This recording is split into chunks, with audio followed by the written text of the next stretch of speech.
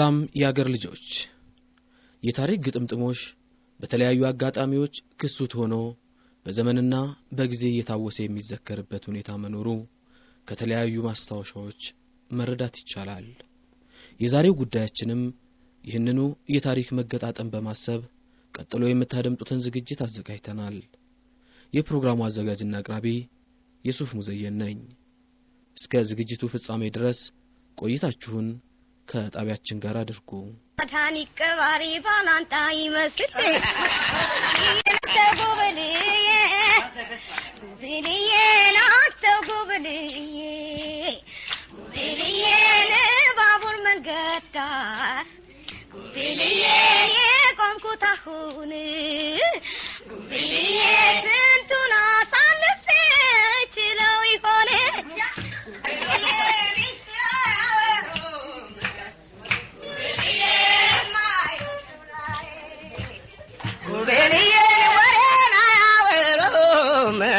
ጉብልዬ ማይሆን ሰው ላይ ጉብልዬ እርቅን አሰጡም ጉብልዬ ቀን ጠርፎ ላይ ጉብልዬ ያላቃቂ ያለ ጉብልዬ ያስብል የለም ወይ?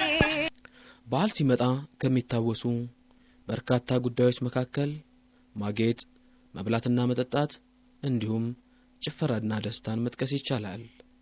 በሌላ መልኩ ደግሞ አንዳንዱ በዓል በመወለድና በሞት የሚታወስበት የታሪክ አጋጣሚ እንደሚኖርም ማሰብ ያስፈልጋል። ጉብልዬ አንቺው ጉብልዬ ጉብልዬ ወይኔ ወይኔ ጉብልዬ ወይኔ ለፍቶ ምና ጉብልዬ ወይኔ ወይኔ ጉብልዬ ወይኔ ለፍቶ ምና ጉብልዬ አለቀች ጎመኔ ጉብልዬ ቀጣፊው በዛና። በመስቀል በዓል በታሪክ ከሚታወስ አንድ ዕውቅ ክስተት መካከል የአንጋፋው ክቡር ዶክተር አርቲስት ጥላሁን ገሰሰ ውልደት ትልቁን ቦታ የሚይዝ ነው። የሙዚቃው ንጉስ ዛሬ በስጋ የተለየን ቢሆን ሁሌም መንፈሱ አብሮን ነውና ልደቱን በህይወት ታሪኩና በስራዎቹ ያዋዛን ነው ቆይታ የምናደርገው።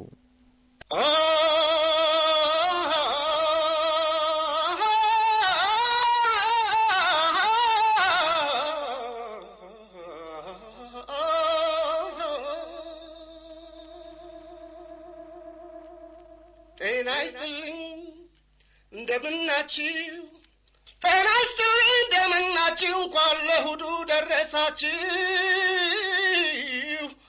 ጤና ይስጥልኝ እንደምናችሁ፣ እንኳን ለእሑዱ ደረሳችሁ። በረፍታችሁ ሰዓት ይኸው ድካማችሁ እንዲቀንስ ልዩ ልዩ ሙዚቃዎች አዘጋጅተን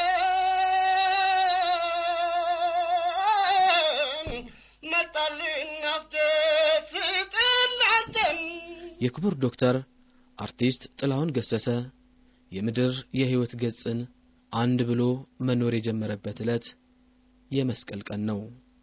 ጥላሁን ገሰሰ የህይወቱ ታሪክና ሚስጥር በሚለው የዘከሪያ መሐመድ መጽሐፍ ላይ የጋሽ ጥሌ የውልደት ታሪክ በተወለደበት ዕለት አያቱ ማለትም የወይዘሮ ጌጤነሽ እናት ደገፋ ስትል የመጀመሪያ ስሙን እንዳወጣችለት ተከትቧል። ይህም እስከ 1 ዓመት ድረስ የጥላሁን መጠሪያ ሆኖ ቆይቷል። እኔ እስክሞት ድረስ ከቶ እንዳንለያይ የህይወቴ ህይወታ ውዴ እኔ ፍቅሬ ሆይ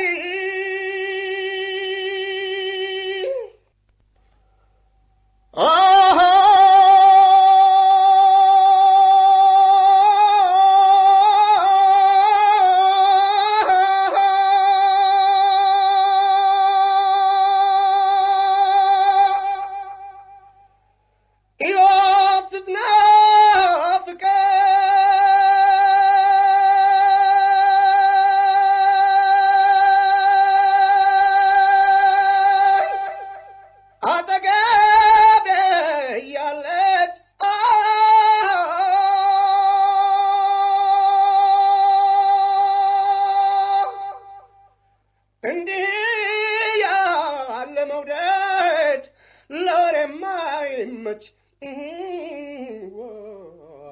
የሙዚቃው ንጉስ ጥላሁን የሚለውን ስም ያገኘው በሁለተኛ ዓመቱ ላይ ሲሆን ወሊሶ አካባቢ በመትገኘው አመያ ይኖሩ የነበሩ ቀኛዝማች መኮንን መሸሻ የተባሉት ግለሰብ ክርስትና በማንሳታቸው ምክንያት ነበር ጥላሁነኝ በሚል አንድምታ ስሙን ያወጡለት። ደገፋ ወደ ጥላሁን ከተለወጠ በኋላ ማንንም በማያስታውሰው ልክ ደገፋ የሚለው ስም በዚያው ክስም ብሎ የቀረ ሲሆን የጥላሁን የህይወት ውጣ ውረድም ከዚያው ጊዜ ጀምሮ በየአጋጣሚ ሁሉ ይከተለው ይፈትነው እንደጀመር ይነገራል።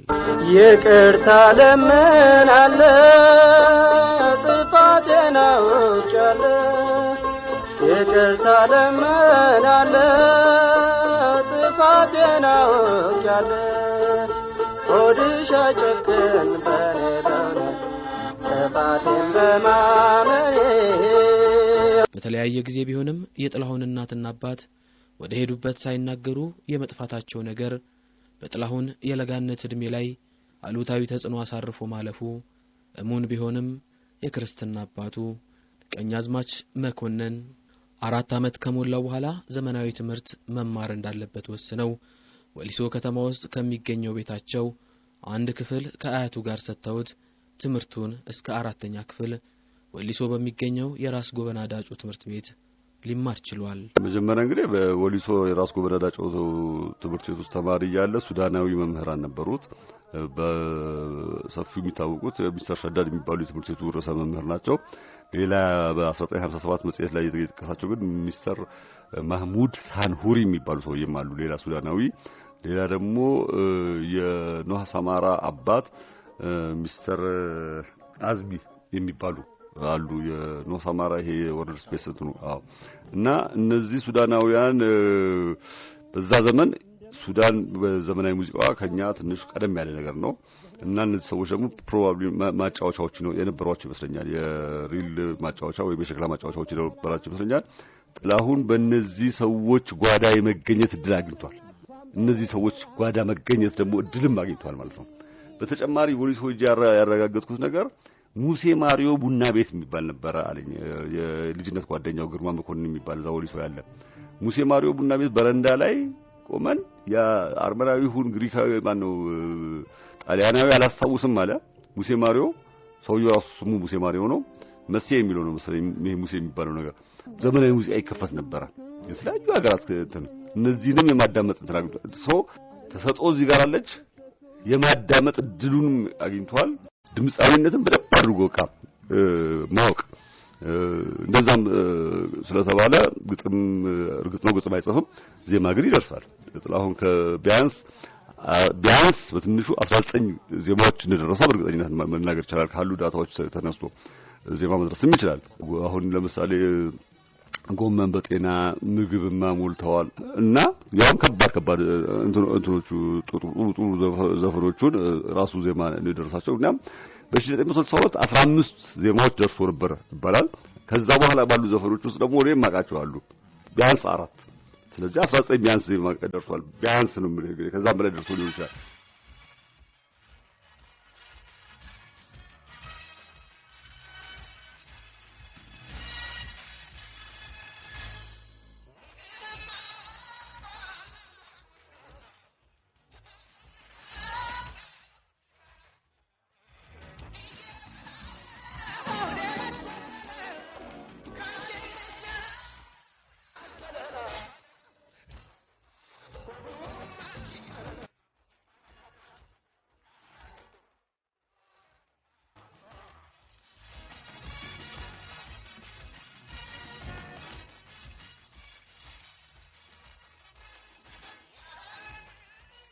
በትምህርት ቤት ውስጥ እጅግ ተወዳጅና ተጫዋች እንደነበር የልጅነት ጓደኞቹ በተለያዩ ቃለ መጠይቆች ላይ ተናግረዋል።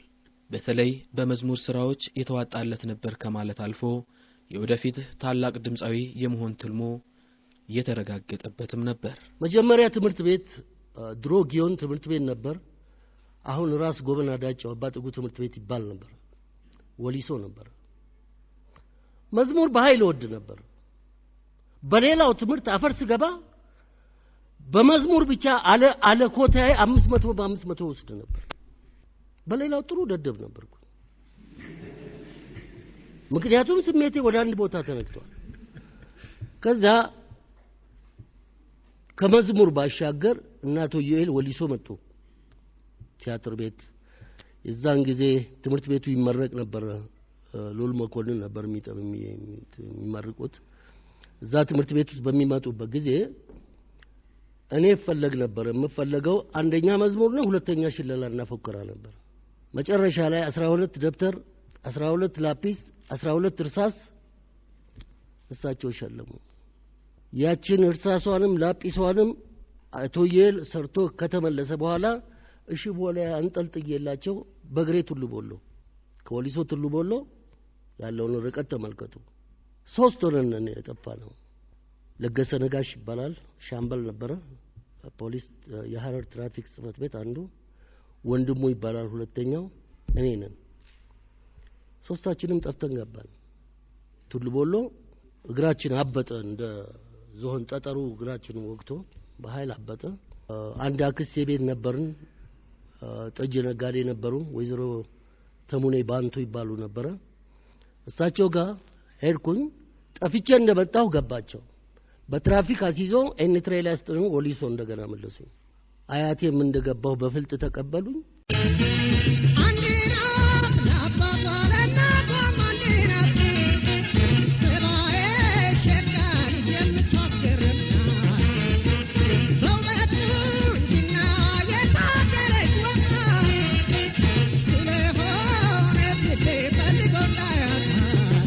የቀለም ትምህርቱን በሚመለከት የአራተኛ ክፍል ሂሳብ አስተማሪ ተቆጭነትና ዱለኝነት ጥላሁንን አሰልችቶት እንደነበር ያኔ የክፍል ጓደኞቹ መናገራቸውን ጥላሁን ገሰሰ የህይወቱ ታሪክና ሚስጥር በሚለው መጽሐፍ ላይ ሰፍሯል። ተማሪ ነኝ ያልገባኝ ሳይመጣው አስረዱኝ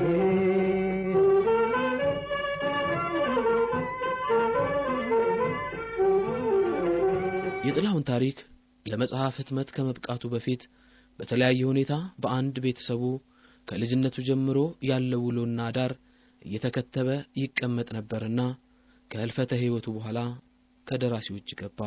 በህዝብ ዘንድ በይፋ የማይታወቁ የጥላሁን ቤተሰቦች አሉ። መኖራቸው ደብረ ብርሃን ነው። አሁን እንግዲህ ጥላሁንና ደብረ ብርሃን ምን በፍጹም ይገናኛሉ ተብሎ አይታሰብም። ያው ከወሊሶ ጋር ነው ከአዲስ አበባ ወጣ ካለ የሚታወቀውና ደብረ ብርሃን የሚኖሩ የጥላሁን ቤተሰቦች አባታቸው አቶ ፈይሳ ሐሰና ቤኛ ጽፈው ያኖሩት የቤተሰብ ታሪክ ማስታወሻ አለ። ይሄ የቤተሰብ ታሪክ ማስታወሻ ከ1934 ጀምሮ የተጻፈ ነው። ማለትም ጥላሁን የአንድ ዓመት ህፃን እያለ ጀምሮ ማለት ነው። ይሄንን ይዘው በዛው በይፋ የሚነገረው በሚዲያ ላይ የሚነገረው ጥላሁን የህይወት ታሪክ እሳቸው አቶ ፈይሳ ሐሰና ቤኛ ጽፈው ባኖሩት መሰረት መስተካከል እንዳለበት ይሰማቸዋል። እንዴት መስተካከል እንዳለበት ግን አላወቁም። የአቶ ፈይሳ ልጅ ደግሞ የሆነው ሳምሶን የአባቱን የቤተሰብ ታሪክ ማስታወሻ ይዞ ለማን ባለሙያ እንደሚሰጠው ግራ ገብቶት ነበር። ጓደኛዬ ሲሳይ ይባላል። እሱም እንደዚሁ ጋዜጠኛ ነው፣ የፊልምና የቴሌቪዥን ፕሮዳክሽን ባለሙያ ነው።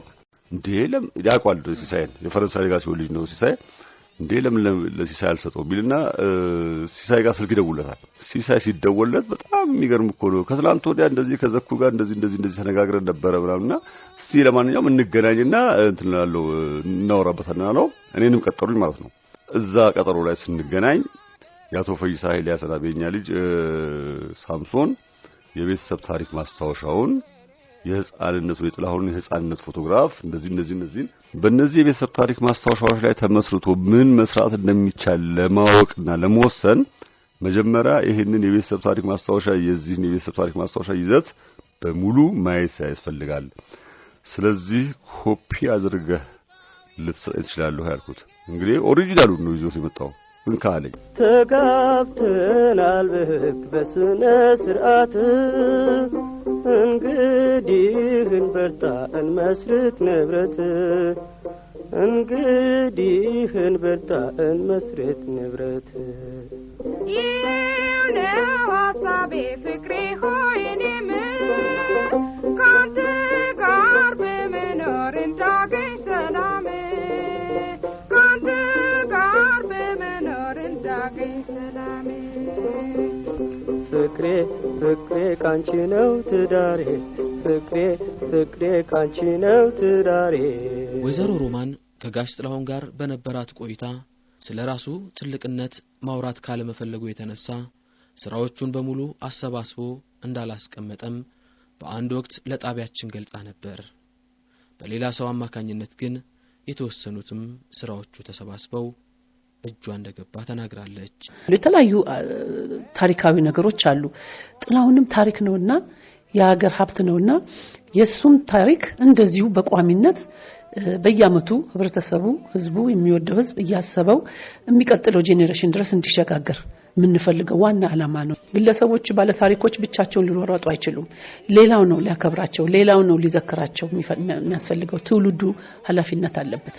ጥላሁን ላይ ያየነው ችግር ይሄ ነው። ብዙ ታሪኮች የተሰባሰቡ ነገር የለም። ግለሰቦች እየለመንሽ ሰው እየለመንሽ ነው። እንደዚህ መሆን የለበትም። ባንድ ባለ ታሪኮች ከመንግስት አንስቶ ከሚመለከተው ሚኒስቴር አንስቶ የኪነ ጥበብ ባለሙያዎች አንስቶ ህዝቡም ጭምር ኃላፊነት አለበት። እነዚህን ጀግኖች እና ታሪካቸውን ማስቀመጥ እና ብዙ ትምህርት ልንወስድ የሚገባን ነገር ነው። መጨረሻ አካባቢ ሆነ እንደው ህይወትህን አንተ ትልቅ ሰው ነህ፣ ትላልቅ ሰዎች ትልቅ ነን አይሉ ታሪካቸውንም አጉልቶ ማውራቱንም አይፈልጉትም።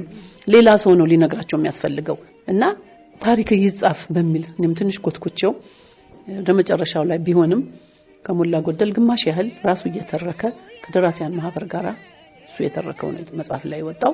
ንጉሴ እንግዲህ ብዙ ሚዲያ ላይ ያውቀዋል። በጥላሁን ዙሪያ በጣም የሚደነቅ አድናቂ ነው። እኔ ጥላሁንን ከማወቁ በፊት ይመስለኛል ስለ ጥላሁን ያለው ፍቅር እንዲህ በአካል ከማግኘቱም በፊት ከስር መሰረት ጀምሮ ሙዚቃዎችን እየቀዳ ቤቱ የሚያስቀምጥ ነው እና ጥላሁን ጋር በህይወት እያለን ነው ቤታችን የመጣ ያንን ዶክመንት ጥላሁን ራሱ ብሎታል። አደራህን ስራዬን ለሷ ሰጥልኝ የሚል እንደው አስረክብልኝ ብሎ በቃሉ በተነጋገረው መሰረት እንዳልናምጥቶ አስረክቦኛል።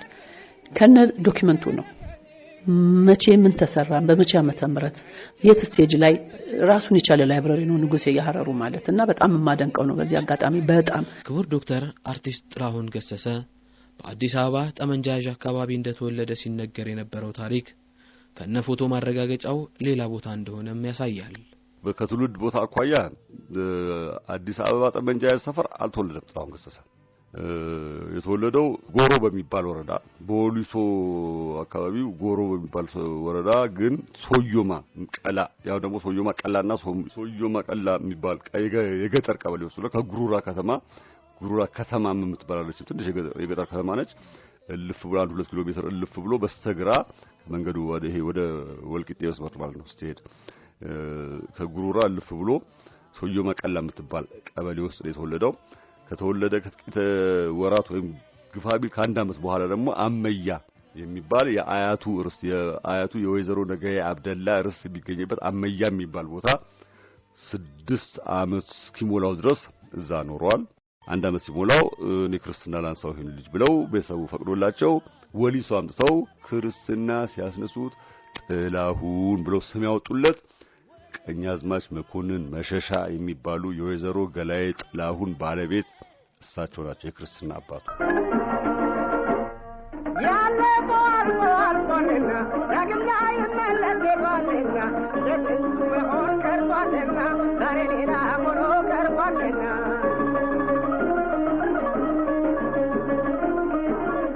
በተፈጠረለት አጋጣሚ ወደ አዲስ አበባ በመግባትም ቅጥሩን ከሀገር ፍቅር ቲያትር ቤት በማድረግ የተጠማውን የጥበብ ፍቅር በሰፊው ይቋደሰው እንደጀመር ታሪኩን ካካፈለበት አጋጣሚ እንረዳለን። ብዙን ጊዜ በኢንተርቪው በሚጠይቁኝ ጊዜ ያንድ አስተማሪያን ስም ሚስተር ሸዳድ ይባላል ሱዳን አስተማሪ ነበሩ። እቅጩን ነገራቸው። ጥላሁን ትምህርት አይገባውምና ምን አለ ካርቱም ጠፍቶ ቢሄድ የሚል አስተሳሰብ ይሰጣቸውና 800 ብር ለሳቸው ይሰጣል። እኔ ጠፍቼ የሚሄድበት እኔ ካርቱም ጥቁር ይሁን ቀይ ይሁን አላውቀው።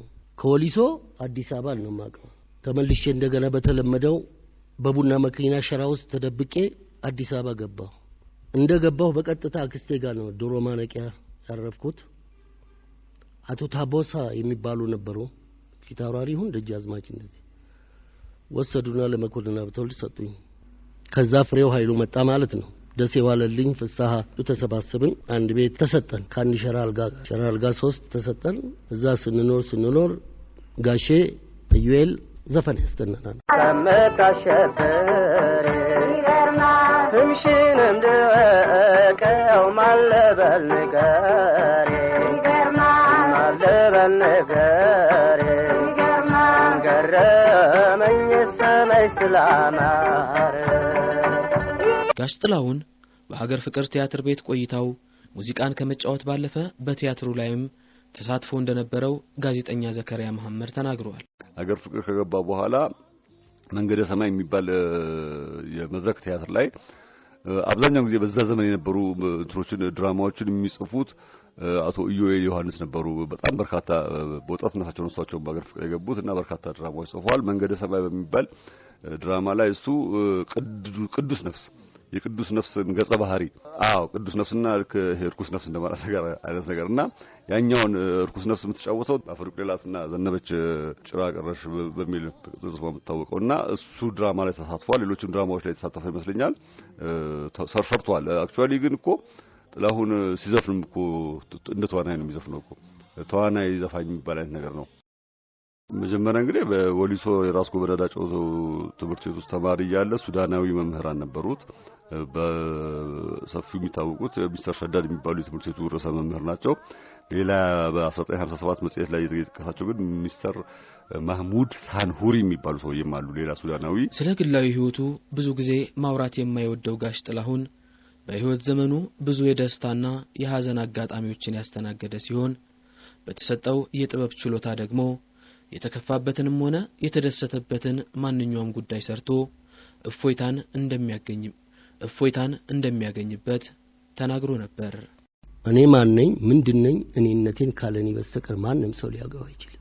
ምን እንደነበርኩ ማን እንደነበርኩ ካለኔ በስተቀር ደግሞ ታሪኬን ማንም ሰው ሊያውቀው አይችልም። ምናልባት በኔ እድሜ ደረጃ ያሉት አብረን የነበርናቸው እነ ግርማ ብስራት እና ተወርቅ አገኝ እና ሰልፈች አሽኔ እነ ጭራ ቀረሽ እነ ኩንስንስ እነዚህ ሊያውቁኝ ይችሉ ይሆናል። አለበለዚያ ግን ታሪክ ለተባለው ቢከፋኝንም ለመሳደብ እንኳን በሞክር በሙያዬ ይሳደባለሁ። እንደሌላው ህዝብ አምቄ ብዬ የጨጓራ በሽታ አላለ። በሙያዬ በስቴጅ ላይ እሰራዋለሁ። ግልጽ መንግስትንም ቢሆን ከመንግስትም ጋር ቅራኔ ተፈጠረ ላላድግም የቻልኩት ይሄው ነው።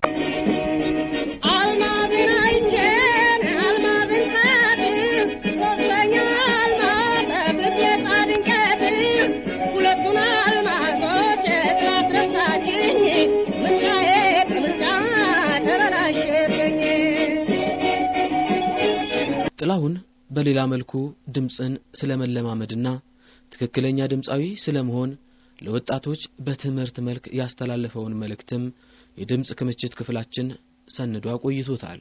በተለይ ድምጻዊያን ለመሆን የምትሞክሩ ሰዎች ካላችሁ በጣም ለእናንተ መጥፎ ነው። እንደ ኦፔራ እንዲሁ በድምጽ መጮህ ለእናንተ ጥሩ ነው። ምክንያቱም ያን ኤኮ ነገር የለመዳችሁ እንደሆነ ይጥማችኋል።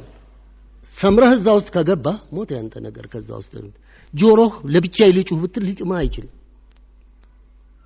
ድምጽህም እንደዛው እየላሸቀና እየደከመ ነው የሚሄደው። ኃይልህን ግን ልታገኛችሁ ብዙ የትንፋሽ አወሳሰድ አለ፣ አያያዝ አለ። ትንፋሽ በሶስት እንደሚመደብ ማወቅ ይኖርብሃል። ሆድ፣ ጎን፣ ደረት። ውሃ ዋና ለዘፋኝ ይጠቅማል። ዋና የማትችል ሰዓትን ውሃ ውስጥ ከተህ ገንዳ ውስጥ አፍንጫህና አይንህን አፍህን ከተህ ስንት አይንህን መክፈት አለብህ። ስንት ደቂቃ ወይ ስንት ሰከንድ መቆየት እንደምችል መጠቀም አለ። እኔ ውሃ ዋና ከሌለ ገንዳ ውስጥ ነው የምጠቀመው እንጂ አንድ ቀን ዶሬ ሚፋ ሶላ ሲዶ በልና ስኬል ውጣ ያለኝ ሰው ማንም የለም፣ ያስተማረኝም የለም። የዶሬ ሚፋና ሶላ ሲዶ አህመድ አልሙስጠፋ ከጣሊያን ማሪዮ ላዛ ከአሜሪካን ናት ኪንግ ኮል ናቸው። እነዚህ ናቸው እኔን ያስተማሩኝ። ድምጽ አያያዝ፣ የትንፋሽ አያያዝ እልህ ይዞኝ ከነሱ የሚይዙትን ያህል እቆይ ነበር። እኔ እስክሞት ድረስ ከቶ እንዳንለያይ የህይወቴ ህይወታ ውዴ እኔ ፍቅሬ ሆይ። አንጋፋውና ተወዳጁ የጥበብ ፈርጥ 3 ጊዜ በሰርግ ድግስ ያገባ ሲሆን ለረጅም ጊዜ የሚቆይ የሰመረ ትዳር ሳይመሰርት ቆይቷል። ከዚያም በኋላ ሌሎች ሚስቶችንም አግብቶ እንደነበር ይነገራል። ጋሽ ጥላሁን በሕይወት ዘመኑ 3 ጊዜ ተሞሽሮ አግብቷል። ከወይዘሮ ፈለቀች ማሞ ጋር በ1950 ከወይዘሮ አስራት አለሙ ጋር በ1954 እንዲሁም ከወይዘሮ ሂሩት መስፍን ጋር በ1980 በሰርግ ተሞሽሮ 3 ጊዜ አግብቷል። ከዛ በተጨማሪ ግን በተለያዩ መልኩ የተለያዩ ደረጃ ያላቸው ግንኙነቶች ሊሆኑ ይችላሉ። በጋብቻ ቢሆን በአብሮ መኖር ከወይዘሮ ፈሪያል ጋር ከወይዘሮ ብርሃኔ ጋር ለተወሰነ አጠር ላለ ጊዜ ከወይዘሮ ቀለሟ ጋር ከወይዘሮ ማርታና ከወይዘሮ ሮማን ጋር ኖረዋል። ከነዚህ ከአብዛኛዎቹ ከወይዘሮ ብርሃኔ ጋር ሲቀር ከአብዛኛዎቹ ልጆች አፍርተዋል። በአጠቃላይ ወደ 13 ወይ 14 አካባቢ የሚሆኑ ልጆች አሉት። ከወለዳቸው ልጆች ውስጥ የሞቱም አሉ። በሕፃንነትና ትንሽ እድሜያቸው ገፋ ካለ በኋላ የሞቱ ልጆች አሉ።